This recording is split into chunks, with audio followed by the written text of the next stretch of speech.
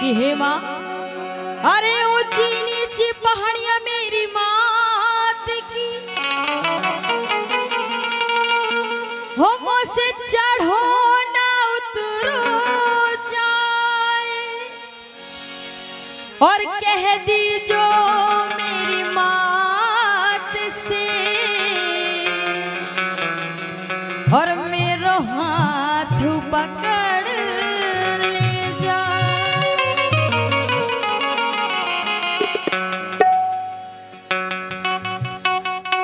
कहना कि हे माँ,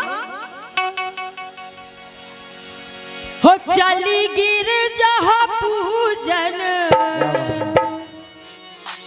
हो चली गिर जा पूजन जान की हो माँ।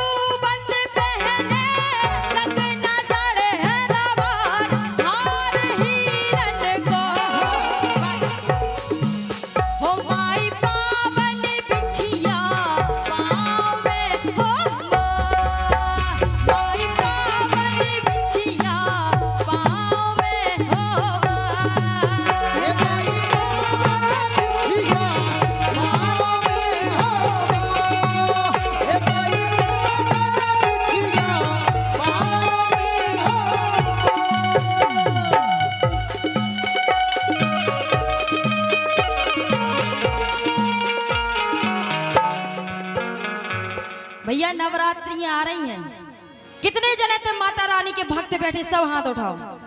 सब अपनी अपनी आज मैया रानी के दरबार में अर्जी लगे हैं। भैया कैमरा वाले हमारा को छोड़ दो, पीछे जनता की तरफ कैमरा कर दो। सबके हाथ ऊपर, सबके हाथ ऊपर, और तालियां बजो चाहिए मैया जी के नाम पे। अरे इतने से चली माई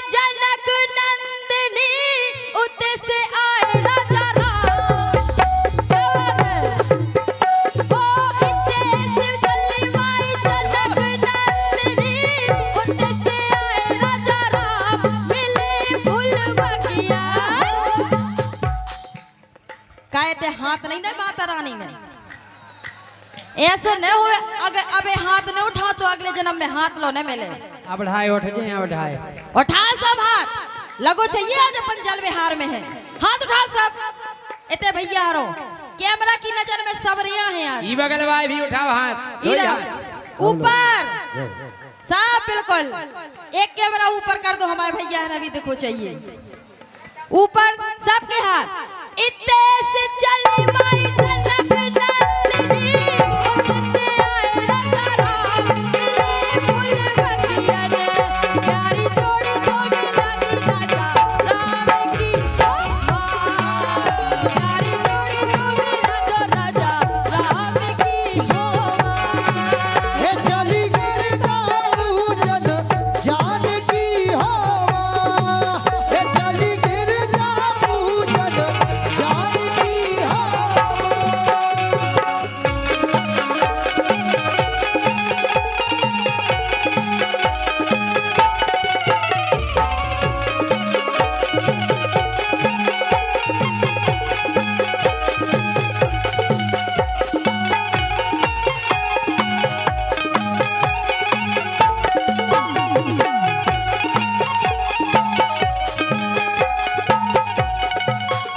ओ मन चिंता ना करो जानकी पूरन हुई है काम। रुक जाओ भैया आगे वाले सब हो गए पछारे वाले पूरे रह गए। कितना उन्हें हाथ नहीं उठाए जितने पीछे बैठे थे। अब कैमरा पीछे वारन की इतने तुम्हारा सुई पछीती ही आ रहा है। चलो उठाओ हाथ। अरे मन चिंता ना करो जानकी पूरन हुई है काम धनुष के टूटने।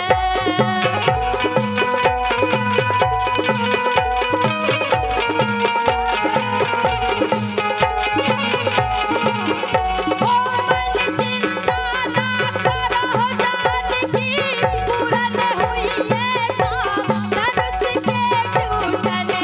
ओ मन बस गई मूरत सावरी होना मन बस गई मूरत सावरी होवा।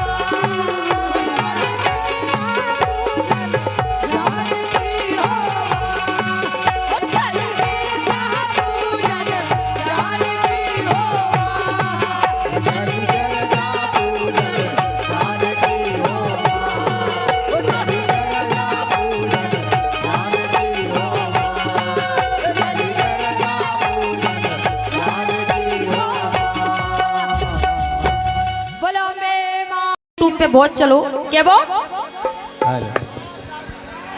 हो चूहा की करे सवारी गजानन चूहा की करे सवारी चूहा की करे सवारी गजानन चूहा की करे सवारी। चूहा की करे सवारी गजानन चूहा की करे सवारी। हो चूहा की करे सवारी गजानन चूहा की करे सवारी। ओ चूहा की करे सवारी गजानन चूहा की करे सवारी।